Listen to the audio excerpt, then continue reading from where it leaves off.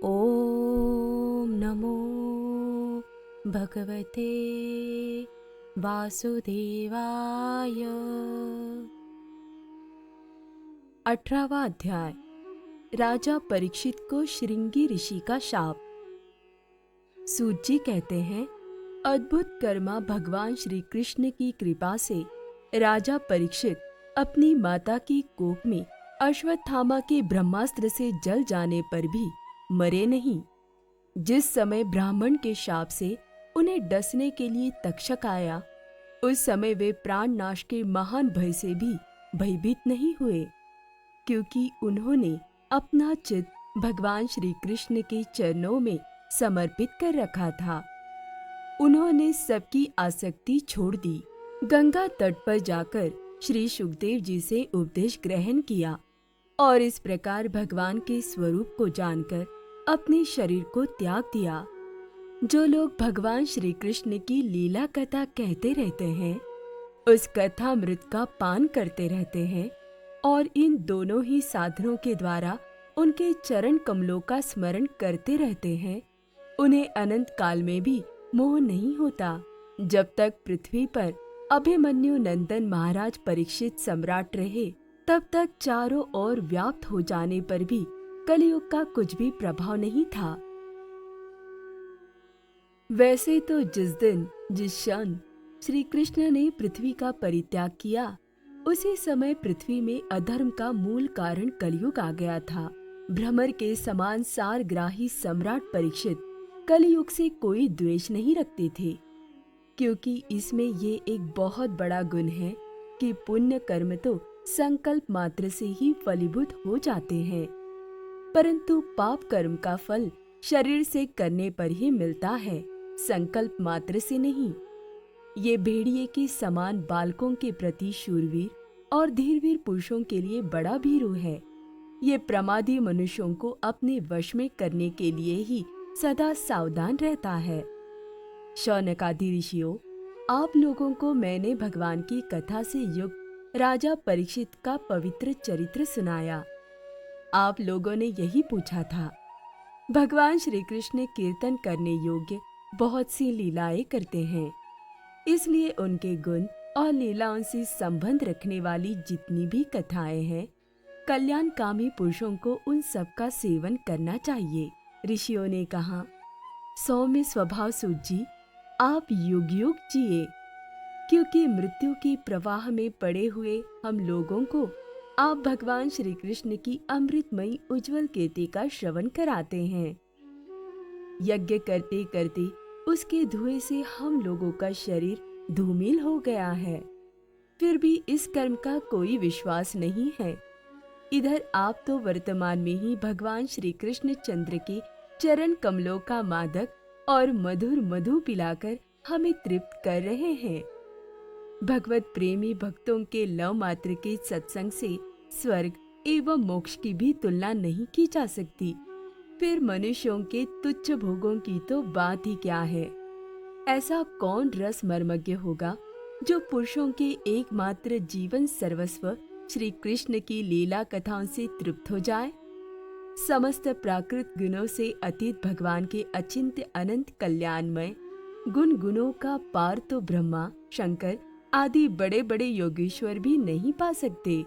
विद्वन, आप भगवान को ही अपने जीवन का ध्रुव तारा मानते हैं, इसलिए आप सत्पुरुषों के एकमात्र आश्रय भगवान के उदार और विशुद्ध चरित्रों का हम श्रद्धालु श्रोताओं के लिए विस्तार से वर्णन कीजिए।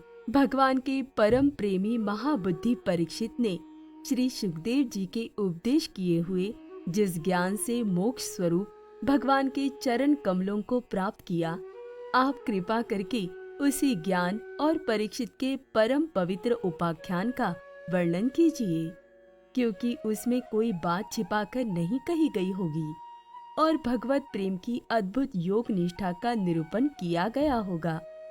उसमें पद पद पर भगवान श्री कृष्ण की लीलाओं का वर्णन हुआ होगा।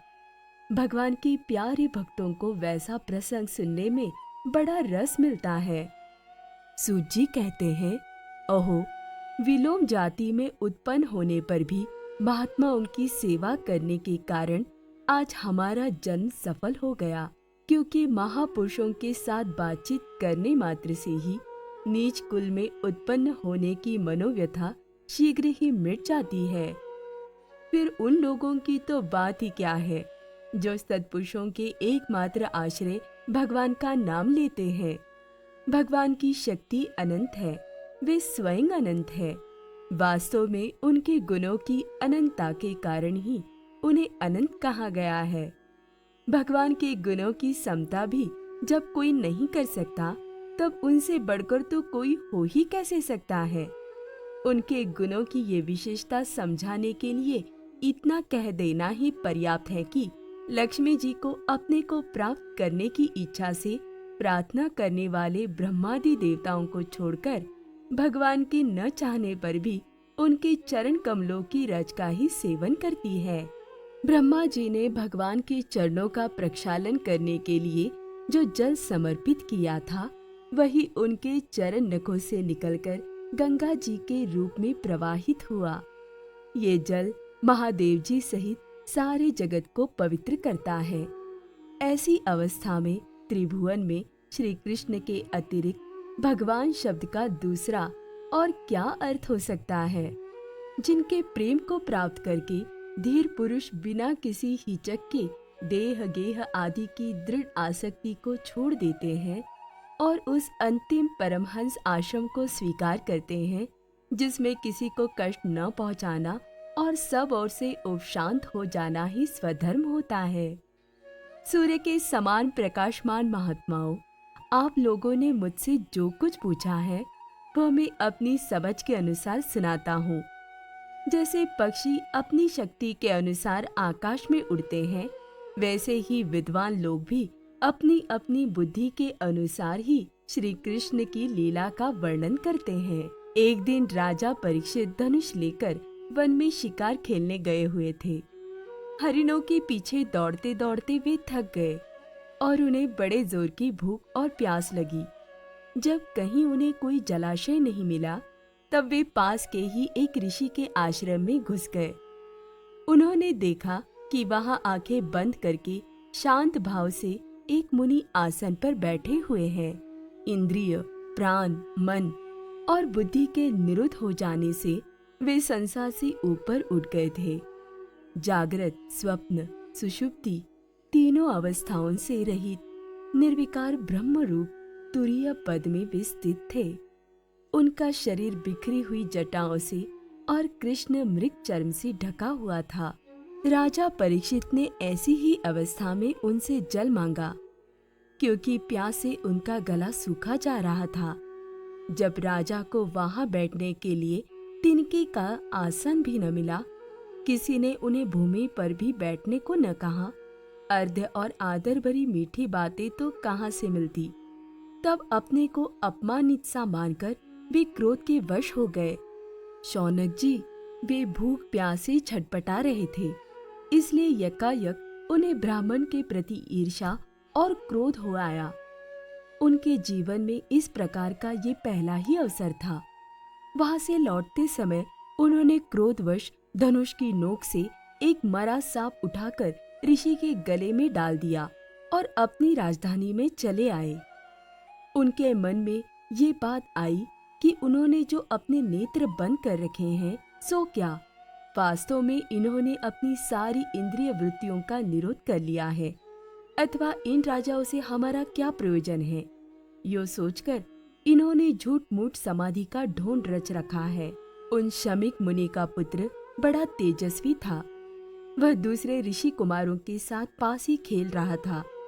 जब उस बालक ने सुना कि राजा ने मेरे पिता के साथ दुर्व्यवहार किया है, तब वह इस प्रकार कहने लगा, ये नरपति कहने वाले लोग उचिष्ट भोजी कौवों के समान संड मुसंड होकर कितना अन्याय करने लगे हैं।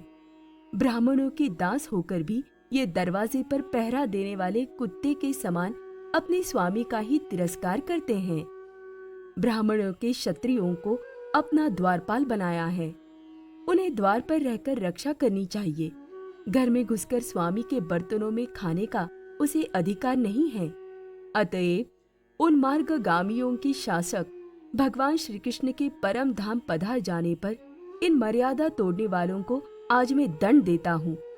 मेरा तपोबल देखो। अपने साथी बालकों से इस प्रकार कहकर क्रोध से लाल लाल आंखों वाले उस ऋषि कुमार ने कौशिकी नदी के जल से आचमन करके अपनी वाणी रूपी वज्र का प्रयोग किया। कुलांगार परीक्षित ने मेरे पिता का अपमान करके मर्यादा का उल्लंघन किया है, इसलिए मेरी प्रेरणा से आज के 7वें दिन उसे तक्षक सर्प डस लेगा। इसके बाद वह बालक अपने आश्रम पर आया और अपने पिता के गले में सांप देखकर उसे बड़ा दुख हुआ तथा वह धाड़ मारकर रोने लगा।